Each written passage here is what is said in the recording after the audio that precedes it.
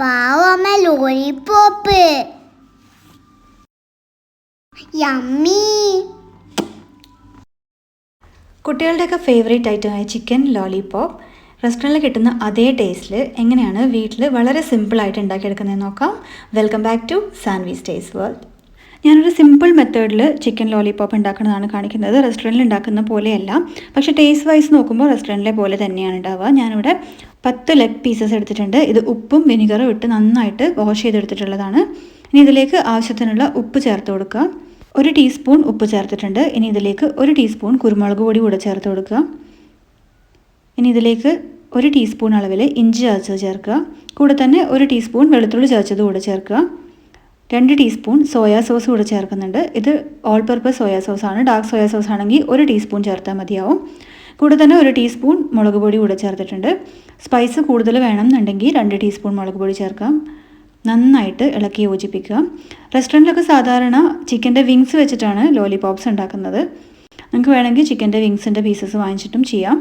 എല്ലാ ഭാഗത്തും മസാല പിടിക്കുന്ന വിധത്തിൽ നന്നായിട്ട് മിക്സ് ചെയ്തെടുക്കുക.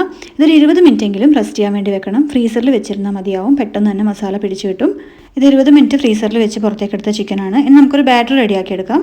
അതിന് വേണ്ടിയിട്ട് 2 ടേബിൾ സ്പൂൺ മൈദ എടുത്തിട്ടുണ്ട്. മൈദ ഇഷ്ടമല്ലാന്നുണ്ടെങ്കിൽ ആട്ടയാലും ഉപയോഗിക്കാം. കൂടെ തന്നെ 2 ടേബിൾ സ്പൂൺ കോൺഫ്ലോർ കൂടെ ചേർക്കുകയാണ്. ഇത് രണ്ടും കൂടി നന്നായിട്ടൊന്ന് മിക്സ് ചെയ്തെടുക്കുക. ഇനി ഇതിലേക്ക് 1 ടീസ്പൂൺ അളവിൽ മുളക് പൊടി ചേർക്കുക. നന്നായിട്ടൊന്ന് മിക്സ് ചെയ്തെടുക്കുക. കൂടുതൽ എരിവ് വേണമെന്നുണ്ടെങ്കിൽ 2 ടീസ്പൂൺ ചേർക്കാം. ആവശ്യത്തിന് ഉപ്പും കൂടെ ചേർത്ത് നന്നായിട്ട് മിക്സ് ചെയ്യാം. ഞാൻ ഇതിലേക്ക് ഒരു മുട്ടയുടെ വെള്ള ചേർക്കുന്നുണ്ട്. മുട്ടയുടെ വെള്ളയും കൂടെ ചേർത്തിട്ട് നന്നായിട്ട് ഇളക്കി യോജിപ്പിക്കുക. മുട്ടയുടെ വെള്ള മാത്രം ചേർത്താൽ മതി. മഞ്ഞ ചേർത്ത് കഴിഞ്ഞാൽ നമ്മൾ ഓയിലിലേക്ക് ഇടുന്ന സമയത്ത് വല്ലാണ്ട് പതഞ്ഞ് വരും. അത് ഒഴിവാക്കാൻ വേണ്ടിയിട്ടാണ് മഞ്ഞ ചേർക്കാത്തത്. നന്നായിട്ട് ഇളക്കി യോജിപ്പിക്കുക. ആവശ്യത്തിനുള്ള വെള്ളം കൂടെ ചേർത്ത് നന്നായിട്ട് കുഴച്ചെടുക്കുക.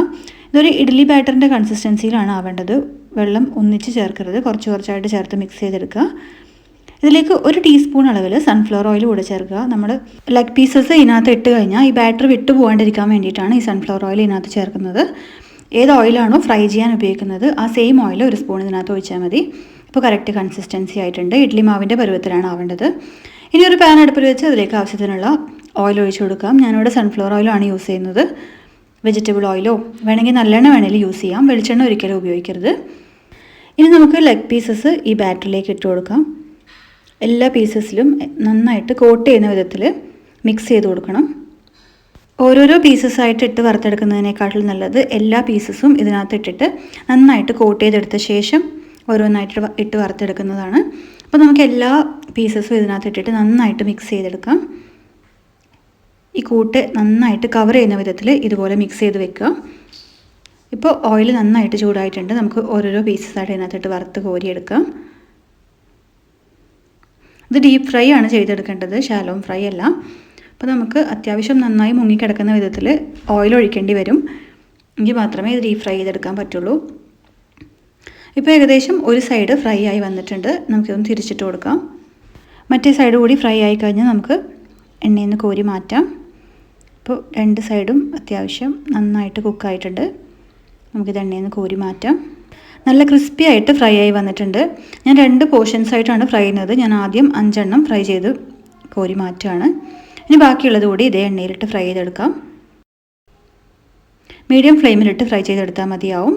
ഒരുപാട് ഫ്ലെയിം കൂട്ടി വെക്കരുത്, അങ്ങനെയാകുമ്പോൾ ഉള്ളു വേവില്ല. മീഡിയം ഫ്ലെയിമിൽ മാത്രമേ കുക്ക് ചെയ്യാൻ വേണ്ടി പാടുള്ളൂ. ഇത് ഫ്രൈ ആവുന്ന സമയം കൊണ്ട് നമുക്കൊരു സോസ് റെഡിയാക്കി എടുക്കാം. അതിന് വേണ്ടിയിട്ട് ഒരു പാത്രത്തിലേക്ക് 2 ടേബിൾ സ്പൂൺ ഹണി എടുക്കുക. ഇനി ഇതിലേക്ക് മുളക് പൊടി ചേർക്കണം. ഞാൻ കാശ്മീരി മുളക് പൊടിയാണ് എടുത്തിട്ടുള്ളത്.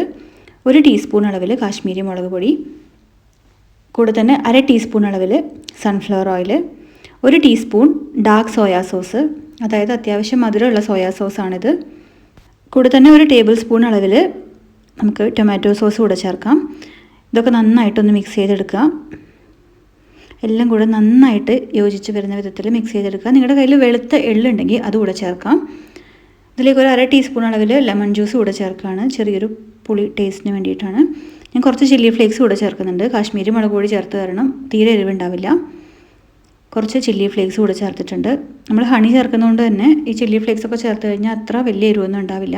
അപ്പോൾ നമ്മുടെ സെക്കൻഡ് പോർഷൻ ലെഗ് പീസസ് ഇവിടെ റെഡി ആയിട്ടുണ്ട്. അപ്പോൾ നമ്മളെല്ലാ ലെഗ് പീസസും വറുത്ത് കോരി എടുത്ത് വെച്ചിട്ടുണ്ട്.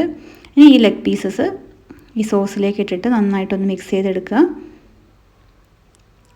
സോസ് പീസസിൻ്റെ എല്ലാ ഭാഗത്തും എത്തുന്ന വിധത്തിൽ ജസ്റ്റ് ഒന്ന് ഇതുപോലെ ഒന്ന് കറക്കി എടുത്താൽ മതിയാവും.